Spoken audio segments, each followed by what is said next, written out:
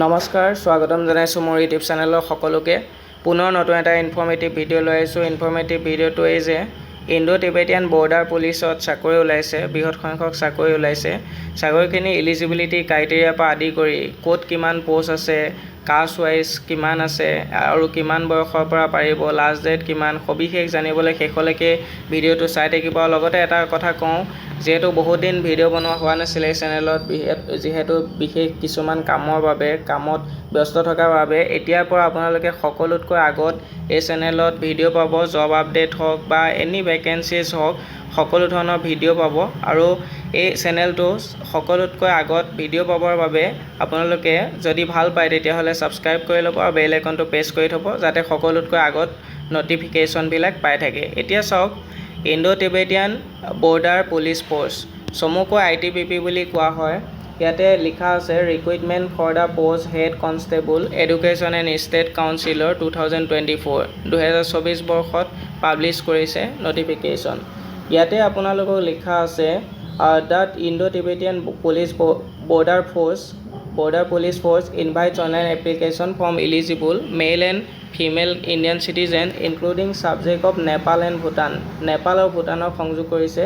To fill up vacancies head constable education and state councilor general central service group C level non gazetted non ministerial or temporary basis likely to be permanent in ITBP মানে on temporary basis ফাৰ্ষ্টলি হ'ব, তাৰপিছত আপোনালোকৰ permanent হোৱাৰ chance পচিবিলিটিছ আছে। Pay স্কেলটো level 4 in paramedics 25,000 পৰা 81,000লৈকে as per 7 CPC.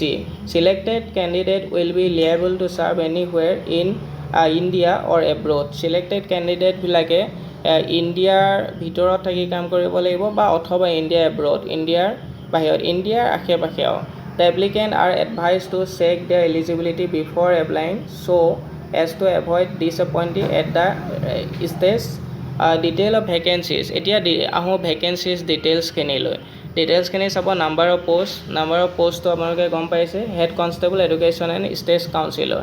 Total post আছে 112টা, male female দুইটাৰ কাৰণে 112টা আছে। আনৰিজাৰ্ভ কেটেগৰীৰ কাৰণে 37 মেইলৰ কাৰণে আৰু ফিমেলৰ কাৰণে 6, SC কাৰণে 15টা আনৰিজাৰ্ভ আৰু মেইলৰ কাৰণে 15টা আৰু ফিমেলৰ কাৰণে 3টা, ST 7টা মেইলৰ আৰু ফিমেলৰ কাৰণে এটা, OBC 24টা আছে মেইলৰ কাৰণে, ফিমেলৰ কাৰণে 4টা, EWS অৰ্থাৎ ইকনমিকেলি উইকাৰ ছেকশ্যনৰ কাৰণে 13টা আছে মেইলৰ কাৰণে, ফিমেলৰ কাৰণে 2টা আছে। টোটেল মেইলৰ কাৰণে 96টা আছে আৰু ফিমেলৰ কাৰণে 16টা আছে।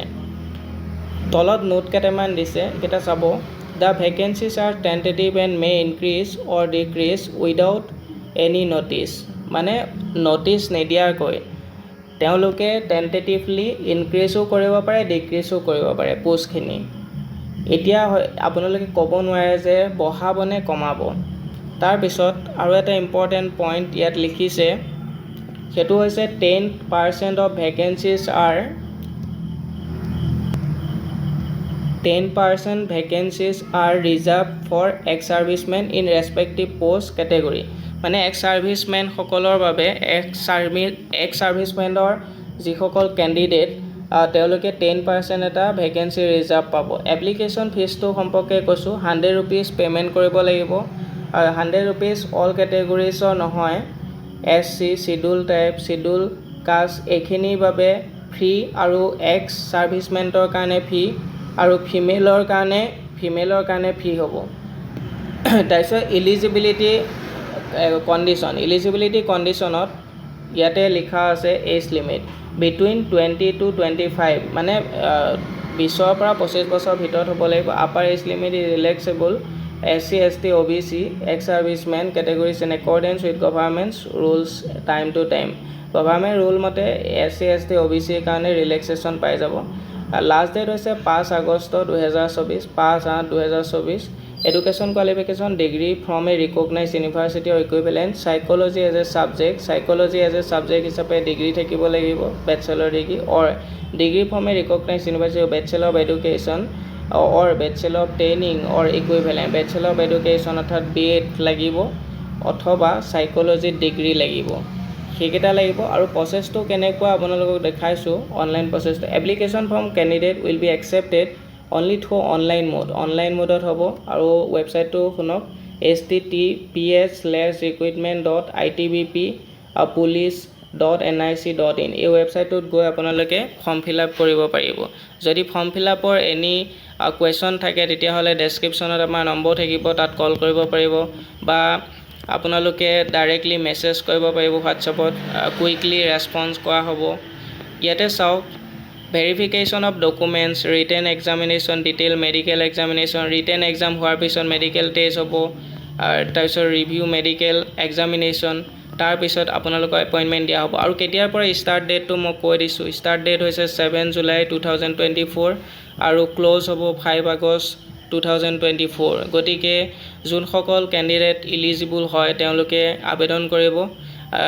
7 জুলাইৰ পৰা যিহেতু ষ্টাৰ্ট হ'ব গতিকে আজিৰ ভিডিঅ'টো ইমানতে সামৰিছোঁ আগন্তুক এনেধৰণৰ খৰকে ভিডিঅ' পাবলৈ প্ৰথমতে আমাৰ এই চেনেলটো ছাবস্ক্ৰাইব কৰিব আৰু বেল আইকনটো প্ৰেছ কৰি থ'ব ধন্যবাদ শুভৰাত্ৰি